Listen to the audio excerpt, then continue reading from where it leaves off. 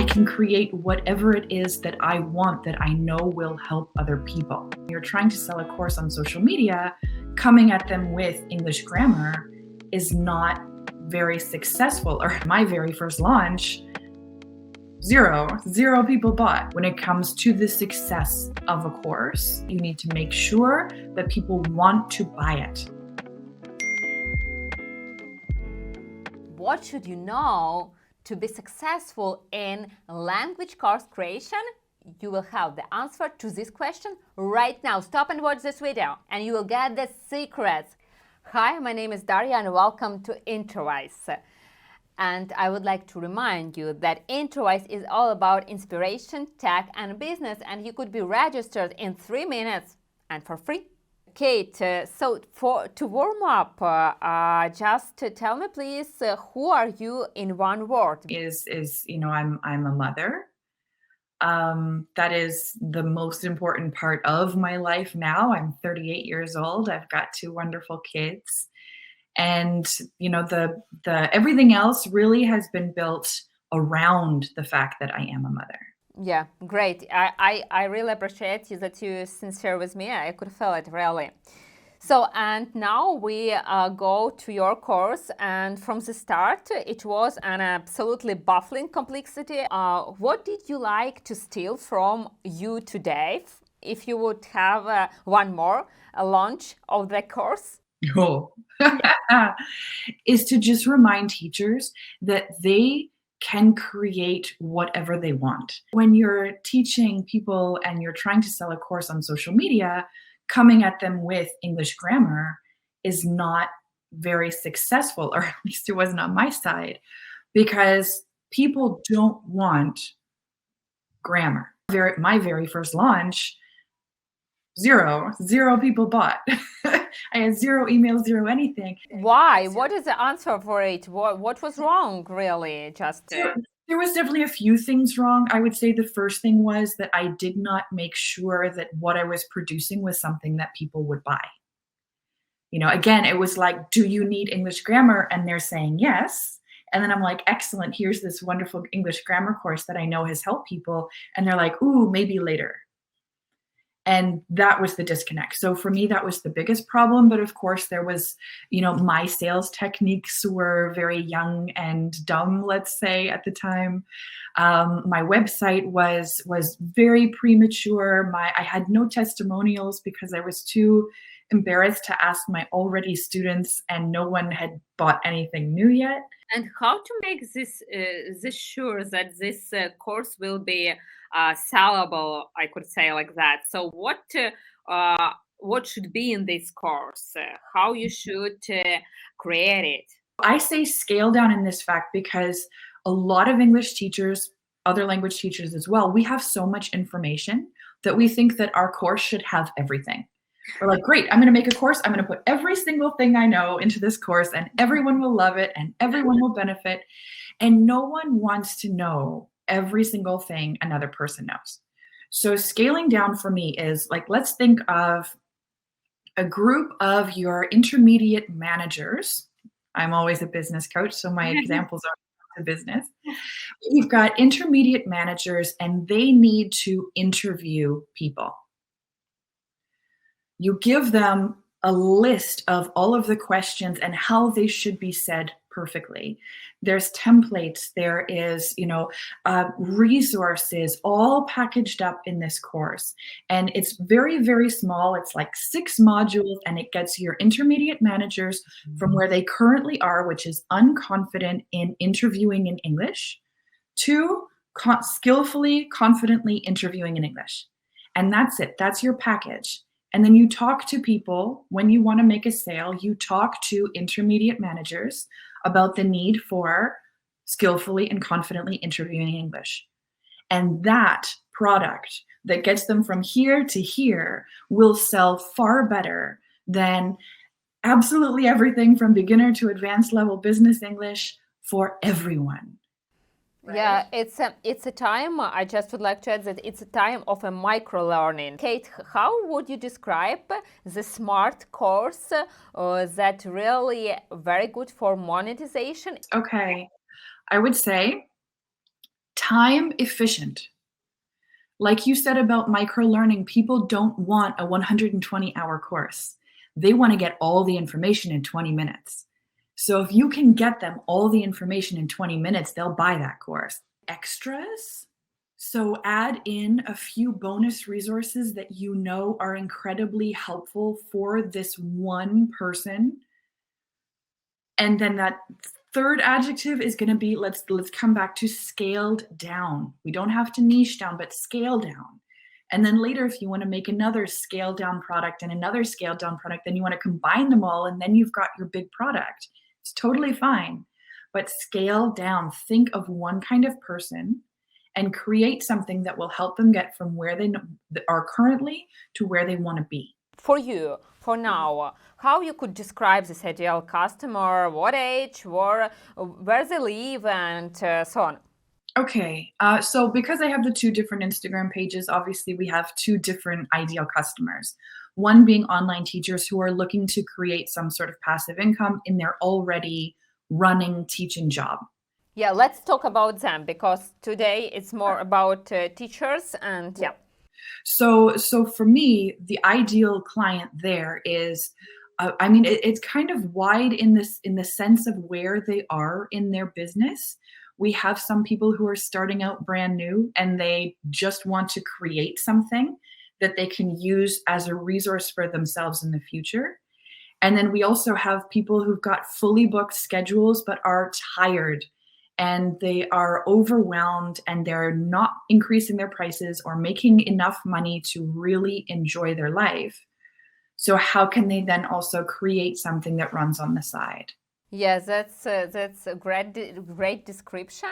And Kate, one person could create the good course. We just talked about it. It's really important, yes, to make everything really short and so on. But then it comes to marketing, and all teachers just close eyes and say, "Oh, I don't want to do it. I'm not a marketer. I am a teacher. I don't want to sell. Why I should do it?" But here, anyway, you should do it nowadays. You couldn't just skip it.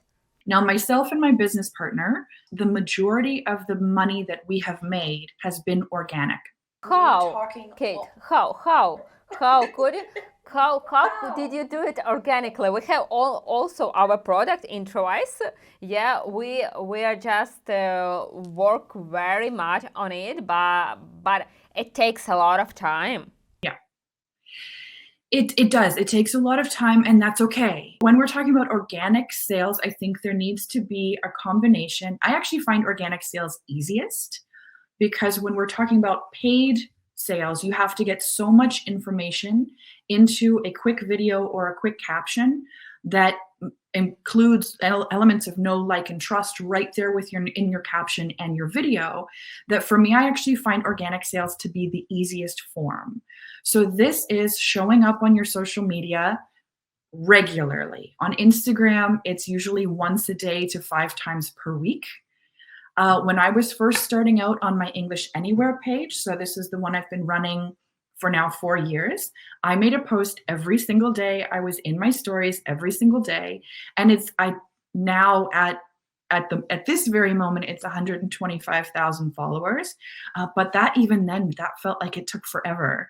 It felt like it was so slow, and now I look back and I think it really wasn't.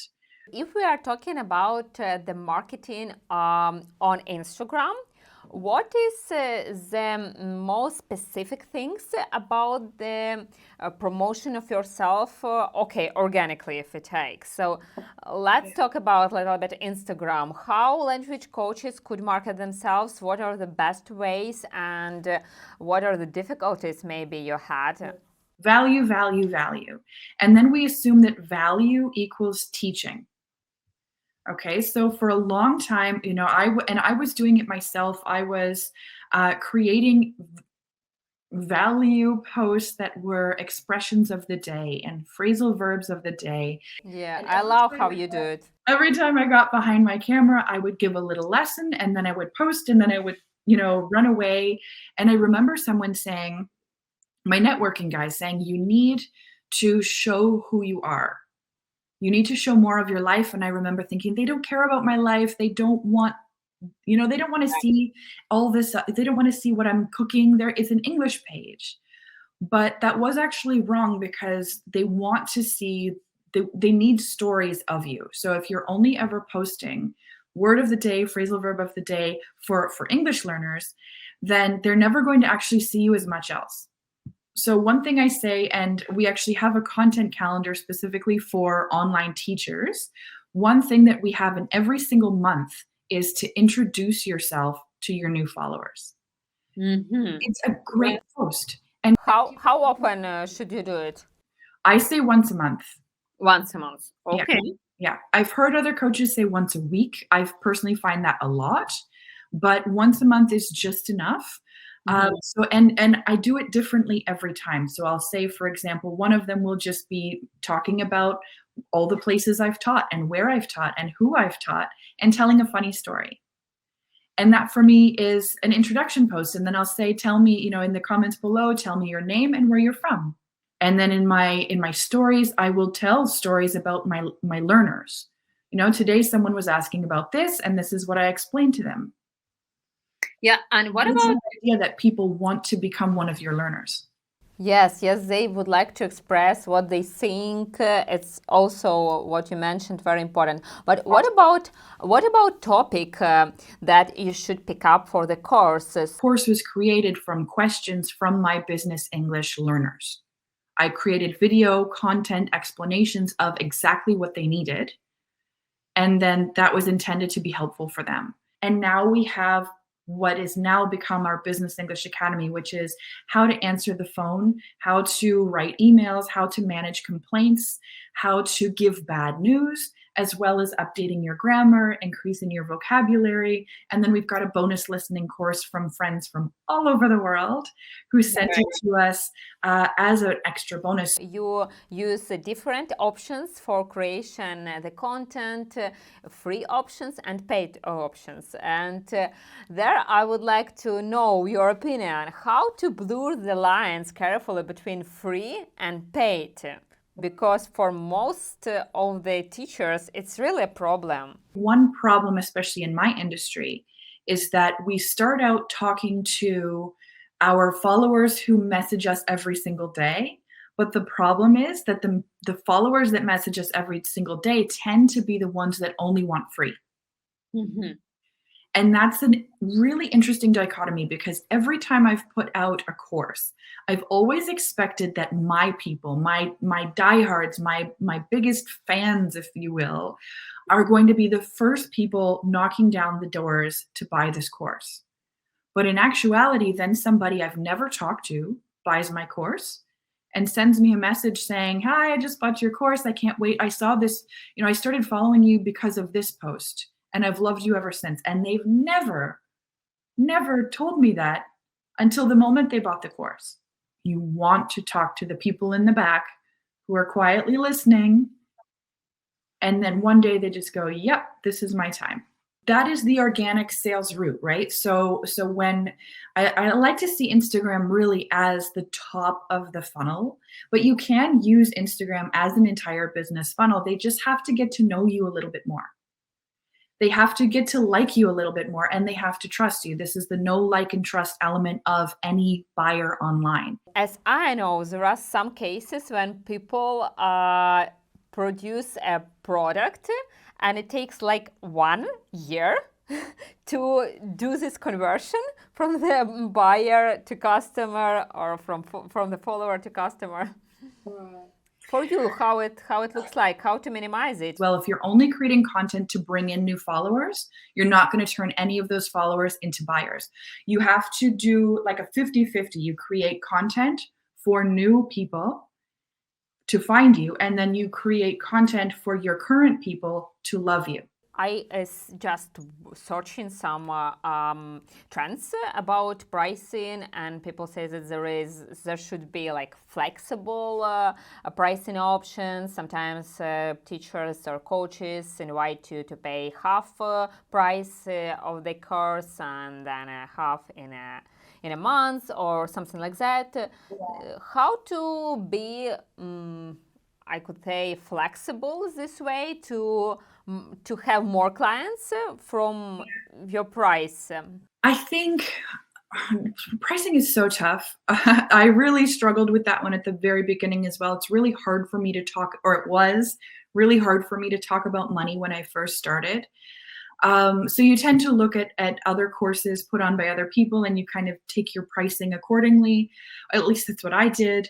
But I think Sometimes people tell themselves, "I deserve more." I could see that some people put like $50 for the course, but teachers say, "Oh, I have a lot of experience. Why I should put this price?" Did you?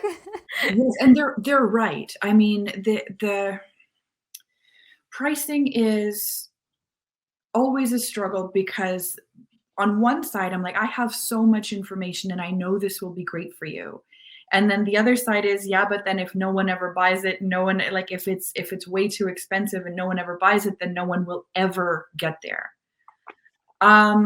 Yeah. So for me, when we first started out, we priced our options based on what we could see, and then we made massive sales. And even that really didn't work because my only sales pitch was that it is on sale, but I wasn't talking about anything else. I was just saying it's on sale. It's on sale. Come and buy it. It's on sale. Now I don't do any sales. I don't reduce the price of our offer.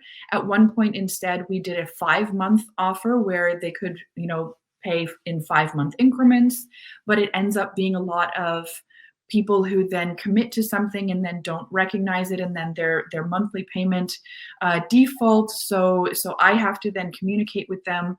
We've just basically decided now we've taken ourselves out of the offer. So then, in my opinion, it also priced a little bit lower because when it is completely passive, that's understandable. When I'm there, I should expect more. When I'm not there, it's a little bit less, but also one-time payment, and then that's it. And I found some information that experts tell that 50% of users on Instagram could be your real clients. How do you find it for yourself? Is it right? Well, it's definitely not 50% buyers. That's not yet.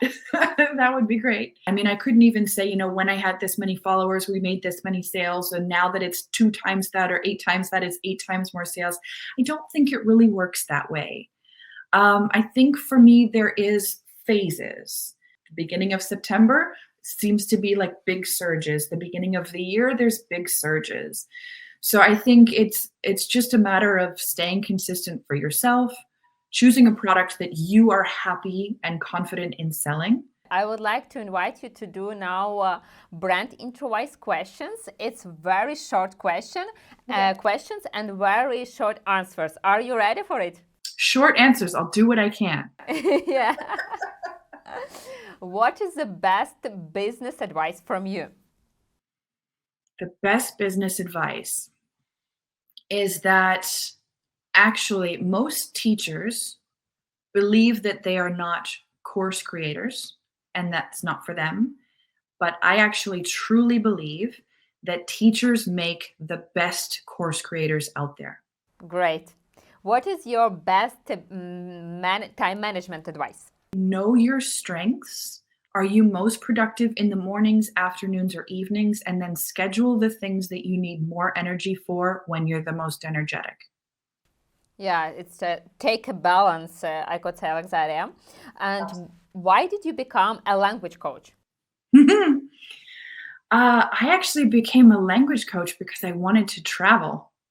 Oh, and how did you find your first client? My first client online? Yes. It was the same as I've always done, just showing up authentically, telling stories on Instagram. Kate, where people could find you?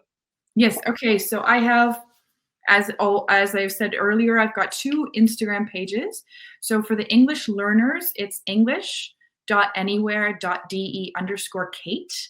And then we've also got a team of other people. So it's the _Kate, that's me. And then if you're a coach or a teacher or a service provider using Instagram to get clients, to create passive income, then follow me at balancing_teachers. Great. And I would like to present you a little gift from us where people could also find you in Google. For example, yes, it's Introwise page. And I could help you to make it right now, just in 2 minutes. Would you like to try it? Okay.